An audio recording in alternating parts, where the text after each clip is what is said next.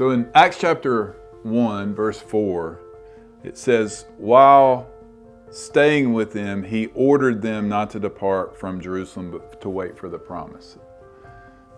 This is Jesus explaining to them that the Holy Spirit is coming. So he ordered them. It's a command. It's not a suggestion.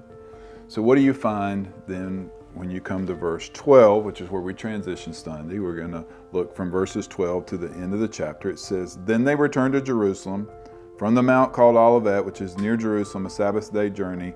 And when they entered, they went up to the upper room and they were staying. And then it names the 11 apostles that are left. And it says, all these with one accord were devoting themselves to prayer together with the women and Mary, the mother of Jesus, and his brothers. So just key words here.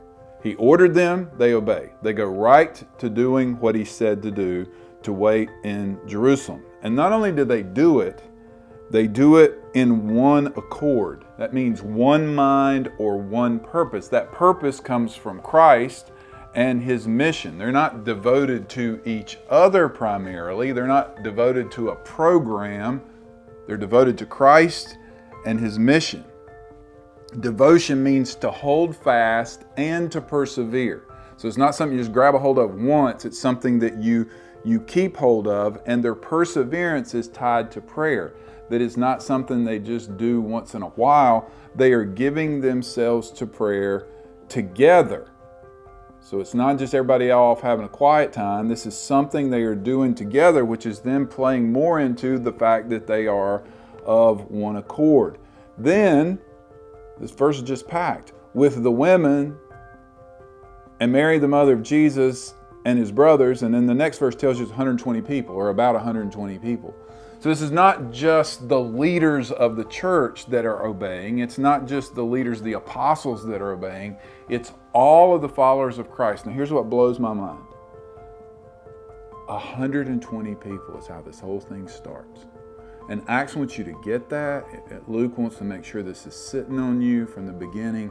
From this small group of people, 120 people, he's going to turn the world upside down. But they had to start somewhere. And it started in Jerusalem by obeying Jesus. And one of the things we're going to do in the book of Acts is we're going to try to help those of you who this is all new to you. Like, I've never really been a part of a church. I really don't know what to do. What's my next step? Well, we're going to try to help you start somewhere. And for those of you that fell out of being a part of a church, and we're not just talking about going to church. You just fell out of being a part of what a church is. It's a group of devoted people, one accord, committed to Christ, committed to his mission. We want you to start back somewhere and move forward with what God's called you to do. Because my prayer, and I think what we all want, I pray, is we want to reflect these people. We want to obey Jesus, and we want to be on his mission.